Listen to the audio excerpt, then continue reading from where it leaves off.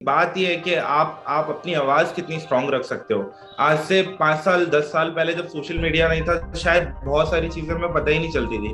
But आज at least हम कहीं हैं तो सही जो खुल के बोल रहे हैं। ये खत्म नहीं होना चाहिए। कॉमेडी खत्म नहीं होना चाहिए।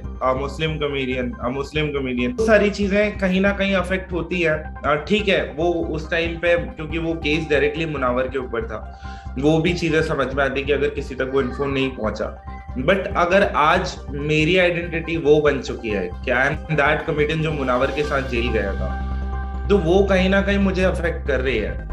क्योंकि मैं वो चीज के साथ कैसे लड़ूंगा अगर मेरे पास वो सपोर्ट और सिक्योरिटी नहीं है तो। क्योंकि वो सारी चीजें मुनावर के नाम पे आई, वो चली गई, ठीक है कोई बात नहीं, वो हेडलाइंस वैसी आई, कोई प्रॉब्लम नहीं। बट आज जब मैं जाके बताता हूँ तो लोग मुझे जानते तो है ना कि मैं वही लड़का हूँ जो जेल गया था। तो वो रेपुटेशन सारा आता है मेरे ऊपर। बट उसका कहीं ना कहीं अगर एक जो बेनिफिट हो सकता था वो नहीं हुआ कभी। मैं जेल गया हूँ लेकिन मैं आज आपके सामने तो बैठा हूँ ना आके, मैं अपनी स्टोरी बता तो पा रहा हूँ, जैसे भी बता पा रहा हूँ। हिंदुस्तान में आज बहुत सारे लोग जेल जा रहे हैं और जिनके बारे में शायद कोई जानता भी नहीं है, और वो लोग बिना किसी वजह के जेल जा रहे हैं। ये सबके साथ हो रहा है, हर कम्युनिटी में हो रहा है। इसका कोई स्पेसिफिकेशन नहीं है कि इसी रिलीजन के साथ हो रहा है या इसी के साथ हो रहा है। ये हम सबके साथ होगा। जो अपने लिए स्टैंड लेगा या जो सही बात करेगा बाहर पब्लिक में आके, उसके साथ हो सकता है। नमस्कार, आदाब। वायर पर आप सभी का स्वागत है। मैं हूं सुमेधा। आज हम बात कर रहे हैं नलिन यादव से। जब भी आप मुनव्वर फारूकी के केस के बारे में बात करते हैं, कॉमेडी के बारे में बात करते हैं, तो कुछ ऐसे लोग हैं, कुछ ऐसे जगह हैं जिनकी कहानियां दरअसल हम सबकी टाइमलाइंस पर, न्यूज फीड्स पर इतनी प्रोमिनेंटली दिखाई नहीं देती है। नलिन की कहानी भी कुछ ऐसी ही है। नलिन ने भी सजा काटी थी। वो लगभग 58 डेज तक जेल में थे और उनका कसूर सिर्फ इतना था कि वहां पर वो अपना काम कर रहे थे, वो कॉमेडी कर रहे थे इंदौर में। तो आज हम बात करेंगे नलिन से, उनकी पर्सनल जर्नी के बारे में, उनके जेल में बिताए हुए समय के बारे में। लेकिन उसके साथ साथ हम बात करेंगे कि किस तरह से, क्या कॉमेडियंस के लिए, आर्टिस्ट के लिए एक स्पेस कितनी श्रिंक होती हुई नजर आ रही है, कितनी तकलीफों से वो लोग डील कर रहे हैं एक पॉलिटिकल प्रेशर के तहत और एक सोशल प्रेशर के तहत भी। इसको सही नहीं होगा कि मैं कहूँ कि ये सिर्फ एक राजनीतिक प्रेशर है, बल्कि एक सामाजिक तौर पर भी इस पर बड़ी चर्चा करने की जरूरत है। और आज हम उसी चर्चा के लिए एक पहल कर रहे हैं। तो नलिन, बहुत बहुत शुक्रिया कि आपने टाइम निकाला, आप हमसे बात कर रहे हैं, इस कॉन्वर्सेशन को शेयर कर रहे हैं। तो सबसे पहले यही मैं जानना चाहूंगी, 1 साल से ज्यादा हो चुका है, आप बाहर जरूर आ गए, उसके बाद भी आपको कंसिस्टेंटली एक स्ट्रगल करनी पड़ी है, जद्दोजहद करनी आपको पड़ रही है। तो उसके बारे में आप बताएं कि पूरा केस क्या था और उसके बाद के अभी फिलहाल के क्या हालात है। फिलहाल तो अभी मैं इधर उधर शिफ्ट हो रहा हूँ पिछले 6-7 महीने से, कभी किसी शहर कभी किसी शहर, फॉर कॉमेडी, क्योंकि इंदौर में करना पॉसिबल नहीं है अब। और दूसरे शहरों में जा रहा हूँ, स्पॉट्स वगैरह ढूंढता हूँ। बट वो भी उतना नहीं हो पा रहा है बिकॉज एक एक फेम होता है जो आपको मिल जाता है, तो कहीं ना कहीं आपके लिए चीजें इजी हो जाती है। बट जब उसमें आप देखोगे तो मैं वहां पे अभी जीरो पे ही हूँ। बट जब मैं जाके बोलता हूँ कि मुझे ये स्पॉट चाहिए या ये चाहिए, बट तो उसका रिपरकशन तो सारा आ रहा है मेरे ऊपर, क्योंकि वहां से लोग मुझे जानते हैं कि ये वही आर्टिस्ट है जो जेल जा चुका है। बट उसका कोई सपोर्ट, या हम कह सकते हैं कि एक सिक्योर फीलिंग जो होती है ना कि लाइक इसके साथ कुछ होगा तो बहुत सारी चीजें बेटर हो जाएंगी, वो नहीं है। सो लाइक कोई भी रिस्क लेने को तैयार नहीं है उस चीज पे, इंदौर में स्पेसिफिकली। बट जब दूसरे सिटीज में जाता हूँ तो वहां पे भी यही सेम चीजें होती है। लाइक मैं स्पॉट्स अभी पे करके स्पॉट करता हूँ जो मैं 5 साल पहले किया करता था। लाइक मैं 200 रुपीज पे करता हूँ, देन उसके बाद एक ब्रिंगर भी मांगते हैं वो लोग मुझसे, जबकि मैं एक ट्रैवलिंग कॉमिक हूँ। तो मैं अगले नए शहर में जाके दोस्त बनाना तो मेरे लिए भी पॉसिबल ही नहीं है। तो मैं कहाँ से एक दूसरा बंदा लेके आऊंगा। सो इस टाइप की चीजें हो रही है। बट ठीक है, इसी के बीच में ये स्ट्रगल चल रहा है, कॉमेडी भी चल रहा है थोड़ा बहुत जितना हो पा रहा है। इसके अलावा एक पर्सनल जर्नी भी आपकी रही है। जो बहुत ही डिफिकल्ट रही है, इन द सेंस कि मुनव्वर की आइडेंटिटी की बात करें और आपकी आइडेंटिटी की बात करें, तो उसको आप किस तरह से देख रहे हैं उस केस को, कि what really happened with you, और उसके बाद जेल का भी जो पूरा टाइम रहा है, you have made jokes about it, आपने कॉमेडी भी करने की कोशिश की है उस पर किस तरह का वो पूरा माहौल था, और अब जब आप अपनी आइडेंटिटी को देखते हैं और इस पूरे माहौल को देखते हैं, तो किस तरह से समझ रहे हैं आप इन सारी चीजों को? जिस दिन ये केस हुआ था उस दिन तक मेरे दिमाग में कहीं भी नहीं था कि like somebody is a Muslim comedian और somebody is a Hindu comedian. ये फर्क था ही नहीं। वहाँ वहाँ 5 लोग 6 लोग खड़े थे जो शायद हर कम्युनिटी से, हर रिलीजन से आते हैं, और हम लोग उस दिन सिर्फ ये सोच रहे थे कि ये कॉमेडी के साथ गलत हो रहा है। अगर आज ये यहाँ पे हो जाएगा तो उसके बाद इंदौर में कॉमेडी का सीन खत्म हो जाएगा। सो हमारा जो स्टैंड था वो कॉमेडी को लेके था हमेशा। जब हम जेल गए तब तक भी वो कॉमेडी को लेके था। बट जब मैं बाहर आके देखा 2 महीने बाद कि like all the headlines was like a Muslim comedian, a Muslim comedian, तो सारी चीजें कहीं ना कहीं अफेक्ट होती है। ठीक है, वो उस टाइम पे क्योंकि वो केस डायरेक्टली मुनावर के ऊपर था, वो भी चीजें समझ में आती कि अगर किसी तक वो इन्फो नहीं पहुंचा। बट अगर आज मेरी आइडेंटिटी वो बन चुकी है कि आई एम दैट कॉमेडियन जो मुनावर के साथ जेल गया था, तो वो कहीं ना कहीं मुझे अफेक्ट कर रही है। क्योंकि मैं वो चीज के साथ कैसे लड़ूंगा अगर मेरे पास वो सपोर्ट और सिक्योरिटी नहीं है तो। क्योंकि वो सारी चीजें मुनावर के नाम पे आई, वो चली गई, ठीक है कोई बात नहीं, वो हेडलाइंस वैसी आई, कोई प्रॉब्लम नहीं। बट आज जब मैं जाके बताता हूँ तो लोग मुझे जानते तो है ना कि मैं वही लड़का हूँ जो जेल गया था। तो वो रेपुटेशन सारा आता है मेरे ऊपर। बट उसका कहीं ना कहीं अगर एक जो बेनिफिट हो सकता था वो नहीं हुआ कभी। वो चीजें ज्यादा अफेक्ट करती हैं क्योंकि 5 साल ये केस होने से पहले मेरी लाइफ सीधी चल रही थी। मैं स्टैंड अप में अच्छा कर रहा था, मैं 5-6 सालों से स्टैंड अप कर रहा था, मैं पैसे कमा रहा था, मैंने इंडिया के टॉप कॉमेडियंस के लिए ओपन करा हुआ है यहाँ पे। तो उससे पहले चीजें सारी बेटर चल रही थी। But just because of this tag कि मैं ये भी मैं मेरा क्रिएट करा हुआ नहीं, बाहर क्रिएट करा हुआ है कि अब मुस्लिम कॉमेडियन, उसके साथ में मैं जेल गया और उसके ऊपर कुछ चीजें हुई है, उससे जब मुझे जोड़ के देखा जाता है तो वो रिपरकशन सारा आता है। सो और ये एक, कभी मेरा प्लान था ही नहीं। और आप लोग जेल गए इसलिए क्योंकि आप हिंदू डीटीज को ऑफेंड कर रहे थे या रिलीजन को ऑफेंड कर रहे थे, and you are a Hindu yourself, आप खुद हिंदू हैं। तो उस चीज किस तरह से बैटल किया आपने फिर ये टैग, कि आपको भी लोग एक क्या आपको अलग एक लाइट में देखने लग गए लोग, और किस तरह से वो जर्नी क्या रही है? लीगल रिकोर्स पाने के लिए भी आपके भाई को, आपकी फैमिली को बहुत ज्यादा स्ट्रगल करना पड़ा, तो उसके बारे में बताइए। फर्स्ट ऑफ ऑल मैम, जो केस है हमारे ऊपर कि लाइक हमने एक रिलीजियस सेंटिमेंट हर्ट किया है, वैसा उस दिन वहां तो कुछ नहीं हुआ था। ये तो मेरा अश्योरेंस है, मेरा गारंटी है। मेरा जो सेट मैंने परफॉर्म किया है 10 मिनट का, वो हाईकोर्ट के चालान में लगा हुआ है, उसमें एक वर्ड नहीं है कोई रिलीजियस। तो वो तो बात ही वहीं पे खत्म हो जाती है कि हमने किसी का अपमान किया या किसी का सेंटिमेंट हर्ट किया। रही बात, अब जब से मैं बाहर आया हूँ तो लाइक लोग मुझे पता नहीं क्यों एक एक आइडेंटिटी के साथ में जोड़ के देखते हैं और फिर कहते हैं कि तुम गद्दार हो, तुम उनका साथ दे रहे हो। मुझे ये नहीं समझ में आता कि उनका किनका, वो भी यहीं रहता है, वो भी यहीं का है, और वो भी हमारे बीच का है, वो भी स्टैंड अप कॉमेडियन है मेरे लिए। तो Munawar is not a Muslim comedian for me, he is just a stand up comedian for me. तो वो भी मेरे जैसे ही है, उनका किनका साथ दे रहे हो? तो वो चीजें मुझे कभी कभी नहीं समझ में आती। अब धीरे धीरे पता चलने लगा है, उस पर मैं बहस भी नहीं करता हूँ यहाँ लोगों से, क्योंकि यहाँ की थिंकिंग तो मैं कभी चेंज कर ही नहीं पाऊंगा। बट मैं जब अपनी कम्युनिटी में देखता हूँ ये चीजें मेरे साथ होते हुए, जब स्टैंड अप सीन में होता है या जिन लोगों से मैं बात करने जाता हूँ हेल्प के लिए, जब वहां ये होता है तब मुझे वो अफेक्ट करता है। इन लोगों से तो मैं पहले ही लड़ चुका था, तभी शायद मैं उस दिन मुनावर के साथ वहां पे खड़ा था ना।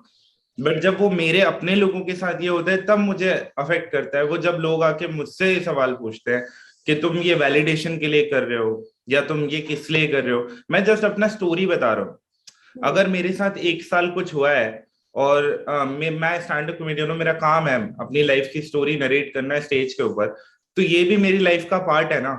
अगर मैं इसको स्टेज पे यूज कर सकता हूँ ना, क्यों नहीं करूंगा मैं? बट वो चीज कहीं ना कहीं डाइजेस्ट नहीं होती है क्योंकि जस्ट लोगों को लगता है कि ये सब सिर्फ एक अटेंशन के लिए चल रहा है। ये टेंशन नहीं है, ये मैं सफर करके आया हूँ 1 साल, और ये जस्ट बिकॉज ऑफ अटेंशन के लिए नहीं किया था मैंने, और जो मैं आज तक कर रहा हूँ। ये चीज एक्सप्लेन करना काफी मुश्किल हो जाता है लोगों को। और बाकी तो ठीक ही है, चीजें चल रही हैं, वापस कोशिश कर रहे हैं, कुछ लोग अच्छे भी होते हैं, 100 में से 2 लोग अच्छे होते हैं, तो धीरे धीरे धीरे धीरे चीजें हो रही हैं। और जब आप वापस भी आए तब आपको एक डेली वेजर की तरह भी काम करना पड़ा, एक फाइनेंशियल स्ट्रगल भी था, और financial struggle I am sure अभी भी चल भी रहा है। लेकिन किस जी। तरह की वो जर्नी रही है, और जेल का भी काफी ट्रॉमेटिक एक्सपीरियंस था, तो अगर हम अपने व्यूअर्स को वो बता पाए कि क्या वो ट्रॉमा था और उसके बाद की भी जो जर्नी है वो अभी भी कंटिन्यू कर हो रही है आपके लिए, तो उसके बारे में बताएं। जब मैं जेल गया, तो जेल में शुरू में तो मैं अभी लाइक बहुत जगह बोल चुका हूँ कि मेरे को पता ही नहीं था मेरी जमानत कौन लेगा, क्योंकि सिर्फ एक 17 साल का भाई है मेरा, छोटा। बट ठीक है, जेल में जब मेरा भाई आ गया, मुझसे मिलने लगा, और काफी चीजें जब बाहर होने लगी, पता चलने लगा अंदर, तो जेल में कहीं ना कहीं आई वॉज होपफुल कि ये टाइम जो है मेरा, ये निकाल के मैं बाहर निकलूंगा और मेरा सब कुछ और बेटर हो जाएगा। लेकिन जब मैं बाहर आया, तो कर्जा था कुछ 2-2.5 लाख रुपए का, और कुछ किस्तें थी जो मेरी बाकी पड़ी हुई थी, और भी बहुत सारी चीजें, घर के जो रेगुलर के खर्चे होते हैं, वो सारी चीजें सब जीरो पे आ गई थी। और तब जाके मुझे समझ में आया कि ये इतना बड़ा स्टेप था, और इतनी सारी चीजें खत्म हो चुकी हैं। मैंने वेट करा 1-2 हफ्ते, कि 1-2 हफ्ते कुछ शायद हो सकता है किसी से बात हो या कुछ हो जाए। बट 1-2 हफ्ते तक जब मेरा किसी से कोई कांटेक्ट नहीं हो पाया, तो मुझे मजबूरी में वापस उस जगह जाना पड़ा जहां मैं शायद आज से 5-6 साल पहले काम कर रहा था, जब मैं स्कूल में था, जब घर में हेल्प करने के लिए या पढ़ाई में हेल्प करने के लिए। बट आज ये मुझे मजबूरी में करना पड़ा, ये फर्स्ट टाइम था लाइफ में। और वो करा मैंने कुछ 15-20 दिन, उसके बाद फिर मेरा एक आर्टिकल आया।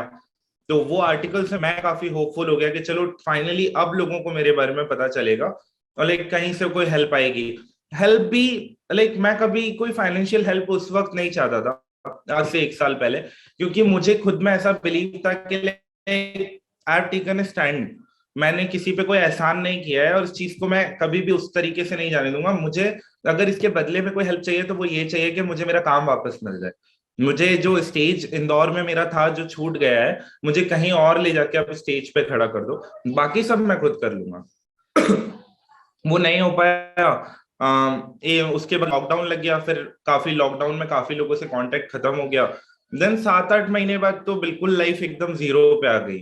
मैं हर इंसान तक रीच आउट करने का कोशिश किया, जहां जहां तक मैं पहुंच सकता था, अपनी कम्युनिटी में या दूसरे लोगों से। नवंबर में मेरा पहला वन गो में मैंने वो वीडियो निकाला, जैसे तैसे करके 10 मिनट का एक स्पॉट मिला था। वो वीडियो निकालने के बाद जब वो वीडियो मैंने पुट आउट भी कर दिया बाहर यूट्यूब पे, तो मुझे बस इतना था कि वीडियो शेयर कर दिया जाए, और मेरी कम्युनिटी, मेरे स्टैंड अप के जो दोस्त हैं या स्टैंड अप सर्कल के जो लोग हैं मुंबई में, दिल्ली में, वो इसको शेयर कर दें। बस यही मेरा एक हेल्प था। बट वो नहीं हुआ कभी मेरे साथ। इवन जिस इंसान के साथ मैं गया था, मैं उससे कुछ एक्सपेक्ट नहीं करता कभी भी, क्योंकि जो मेरा ट्रॉमा है वो उसका भी ट्रॉमा है। उसके बाद में जो चीजें बदली हैं वो अलग है। बट उसके पहले और वहां तो हम दोनों इक्वल थे, एक जगह एक साथ रह रहे थे। बट मैं इतना एक्सपेक्ट करता था कि एटलीस्ट वो मेरा वीडियो शेयर कर दे। जब एक कंप्लीट इग्नोरेंस मिला ना मेरे को अपनी कम्युनिटी से या हर जगह से, जब मुझे दिख रहा था कि अब तो कोई भी नहीं है मेरे साथ, तब कहीं ना कहीं मेरी होप खत्म हो गई कि मैंने ये कहीं गलत तो नहीं कर दिया। आपको लगता है ना, जब आप अकेले खड़े हो जाते हो तब आपको लगता है कि कहीं बहुत कुछ गलत तो नहीं कर दिया। ये चीजें मेरे को और परेशान करती हैं, और मुझे पता नहीं है कि क्यों होता है, क्यों करते हैं, क्योंकि मैं कभी ये सोच के ये किया ही नहीं था। मैं उस दिन कोई बहुत दुनिया में बदलाव लाने नहीं निकला था। मेरा दोस्त था जो मुझे लग रहा था कि ये मेरे मेरे साथ में खड़े होने वाला बंदा है, कल कोई मेरे साथ में भी हो सकता है, आज भी किसी और के साथ हो सकता है। मैं उस चीज के खिलाफ खड़ा था। बिल्कुल। बट अब मैं आ रहा था तो वो कहीं दिखता नहीं मुझे। एक लास्ट क्वेश्चन मैं आपसे ये पूछना चाहूंगी कि आप किस तरह से आजकल का माहौल देख रहे हो अपने सामने, क्योंकि ये सिर्फ कॉमेडियंस पर ही नहीं, पिछले कुछ सालों में काफी आर्टिस्ट हैं, थिएटर आर्टिस्ट, फिल्म्स हैं, जिन्हें सेम तरह की स्क्रूटनी झेलनी पड़ी। अभी भी काफी लोग हैं जो केसेस से डील कर रहे हैं। तो आप किस तरह से माहौल देख रहे हो, कि आपको एक डर लग रहा है कि अब कुछ आप बोल दोगे या कोई और कुछ बोल देगा, तो क्या एक डर का माहौल है? कॉमेडी इसमें कहाँ पर स्टैंड करती है इस तरह के एक एटमॉस्फेयर में? कॉमेडी की अगर हम बात करें, तो कॉमेडी तो एक एक बहुत छोटा एस्पेक्ट है इस चीज का। लाइक आप देखोगे मैं जेल गया हूँ, लेकिन मैं आज आपके सामने तो बैठा हूँ ना आके, मैं अपनी स्टोरी बता तो पा रहा हूँ, जैसे भी बता पा रहा हूँ। हिंदुस्तान में आज बहुत सारे लोग जेल जा रहे हैं और जिनके बारे में शायद कोई जानता भी नहीं है, और वो लोग बिना किसी वजह के जेल जा रहे हैं। ये सबके साथ हो रहा है, हर कम्युनिटी में हो रहा है। इसका कोई स्पेसिफिकेशन नहीं है कि इसी रिलीजन के साथ हो रहा है या इसी के साथ में हो रहा है। ये हम सबके साथ होगा, जो अपने लिए स्टैंड लेगा या जो सही बात करेगा बाहर पब्लिक में आके, उसके साथ हो सकता है। तो इस वक्त मुझे ये लगता है कि हम सबको साथ में खड़े होकर बात करना चाहिए, जितना हम कर सकते हैं इसके बारे में, और जैसे हम कर सकते हैं। लाइक मैं अगर पब्लिकली कुछ नहीं बोल सकता हूँ, लेकिन मैं स्टेज पे 1 घंटा जाके बोल सकता हूँ। और वो चीजें हमारे आर्ट के थ्रू अगर बाहर आ रही हैं, कहीं और से बाहर नहीं आ पा रही, तो आई थिंक वो बेस्ट वे है इसका, क्योंकि उस तक लोगों तक वो बात पहुंच जानी चाहिए, चाहे कैसे भी पहुंचे।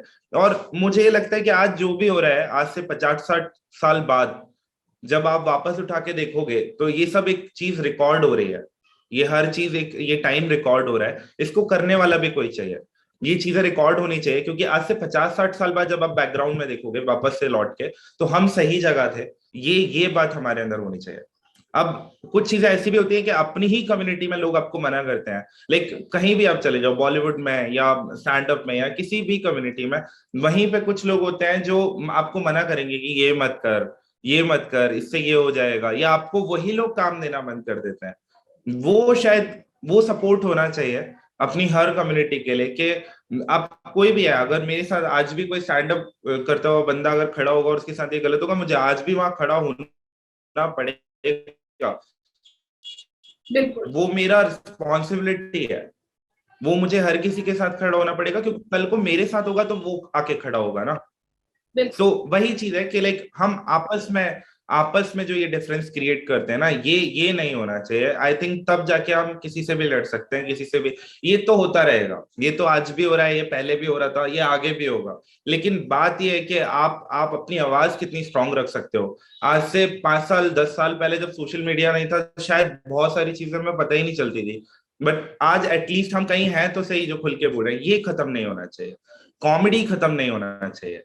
जस्ट बिकॉज कुछ भी है, कुछ भी कैसी भी चीजें हो रही है, बट कॉमेडी की वजह से सिर्फ मैं नहीं आता हूँ, और बहुत सारे लोग हैं जो बहुत सारी ऐसी चीजें बताते हैं हमारे स्टेज पे आके, जो नॉर्मल लाइफ में आप बात नहीं करते उसके बारे में, और वो भी एक फनी वे में बताते हैं, आपको हंसा के बताते हैं। तो ये तो कभी खत्म होना नहीं चाहिए।